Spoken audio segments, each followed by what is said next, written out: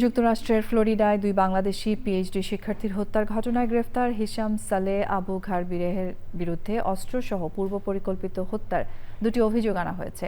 নিহত নাহিদ সুলতানা বৃষ্টির ভাই জাহিদ হাসান প্রান্ত সিএনএনকে জানিয়েছেন, হিশামের অ্যাপার্টমেন্টে পাওয়া রক্তের পরিমাণের ভিত্তিতে তদন্তকারীরা মনে করছেন বৃষ্টি খুন হয়েছেন। আগামী 28শে এপ্রিল ফ্লোরিডার আদালতে হিশামের বিচারের কার্যক্রম শুরুর কথা রয়েছে। বিস্তারিত জানাচ্ছেন আমিনা রহমান সুপ্তি।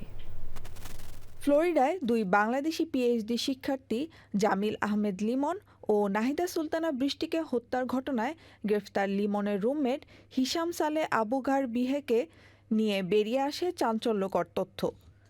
গার্ডিয়ানের এক প্রতিবেদনে বলা হয়েছে, জামিল আহমেদ লিমন ও নাহিদা সুলতানা বৃষ্টিকে হত্যার বিষয়টি ছিল হিশামের পূর্ব পরিকল্পিত।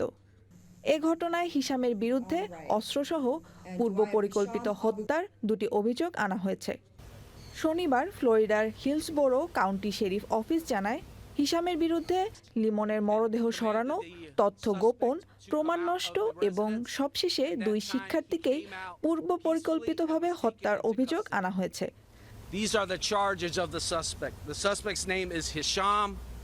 The charges we have so far are domestic violence, simple battery, domestic violence, false imprisonment, tampering with evidence, failure to report death to LEO or MEO, and unlawfully hold or move a dead human body in unapproved condition. যদিও বৃষ্টির মরদেহ এখনো উদ্ধার হয়নি, তবে প্রাপ্ত তথ্য প্রমাণের ভিত্তিতে পুলিশ নিশ্চিত তাকেও হত্যা করা হয়েছে। হিশামকে কারাগারে রাখা হয়েছে। আগামী 28 এপ্রিল তার বিচারিক কার্যক্রম শুরুর কথা। নিহত জামিল আহমেদ লিমন ও নাহিদা সুলতানা বৃষ্টির মর্মান্তিক মৃত্যুতে বাংলাদেশসহ যুক্তরাষ্ট্র প্রবাসী বাংলাদেশিদের মধ্যেও শোক ও ক্ষোভের সৃষ্টি হয়েছে।